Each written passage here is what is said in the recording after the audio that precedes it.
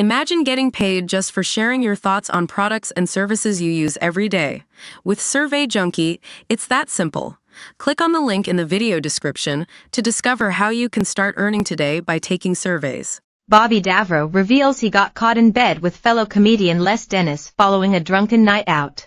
During an interview on the My Dirty Laundry podcast, Bobby, 65, was asked to discuss his wildest night out and he responded, "I slept with Les Dennis." Speaking about his night with Les, 70, he said, "Now he is one of my best friends. And I went to see him up in Edinburgh. Anyway, when I was up there looking at Les Dennis play, we shared some little digs and he took me back. He said, 'You're gonna be sleeping on the couch.' And the couch was about half as small as this couch I'm sitting on. And I said, 'I can't sleep on this couch. I'll come in with you.' We put pillows down, we're both heterosexual, you know.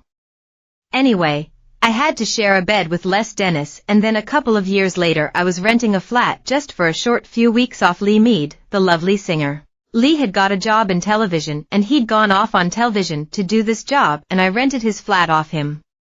And I was staying there and then Les Dennis came and worked at Spamalot at the musical opposite where I was living in this flat. And so we went out on the lash and we had a great time. It was really great fun. He came back to the flat. I said, 'You can stay with me. I've got a spare room.' And he was so drunk he couldn't. We put pillows down, we're both heterosexual, you know.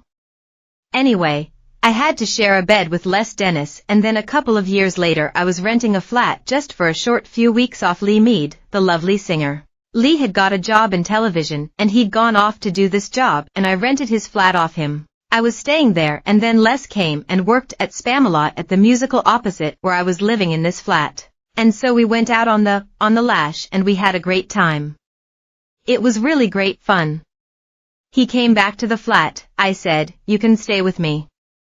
I've got a spare room.' He was so drunk he couldn't make it to the other bedroom side and I said, 'Come on, I'll help you, come to me. We slept together once, we'll sleep together a second time.' This is where it gets funny. We get in the bed, he's fast asleep. I'm tossing and turning all over the place. I don't like sharing my bed too much, especially with a big hairy-legged man. So I put the pillows down again, you know. So we'd fallen asleep, it was about 3 in the morning. And then at 8:30 in the morning the front door went. I went, who's coming in here?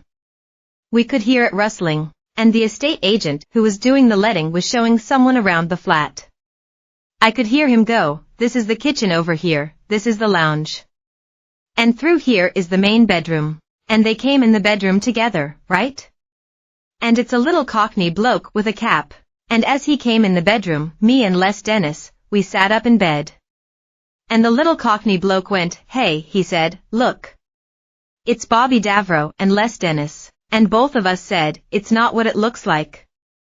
It was a great, true story. Bobby, who is recovering from a stroke he suffered 5 months ago, also said that comedians shouldn't be afraid to joke about whatever they like as long as they are not propagating violence or hatred. He added, 'I haven't got an ounce of racism or homophobia or transphobia, I speak to everyone.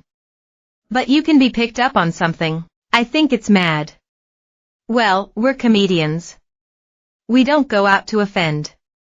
Nobody goes out to offend. Offense isn't given. It's taken. And you can be offended about anything, and you have every right to be. But it doesn't mean to say we have to be offended along with the same thing. And it shouldn't cause cancel culture. It's very bad.' He continued, 'As long as you're not propagating violence or hatred, I'm out there trying to make people laugh. If you don't find it funny, don't laugh. That's okay.' While the likes of Jimmy Carr have said they are just waiting for the joke that gets them cancelled, Bobby thinks he's pretty safe where that's concerned. He said, 'Hopefully people like, well, I do enough that I've got an audience, I won't get cancelled.' I wouldn't have thought so. Then he added playfully, 'The amount of gigs I've got, my God.' Bobby insists that if you don't like an act, then simply don't listen to them. He said, 'Don't go around and cancel them just because yo.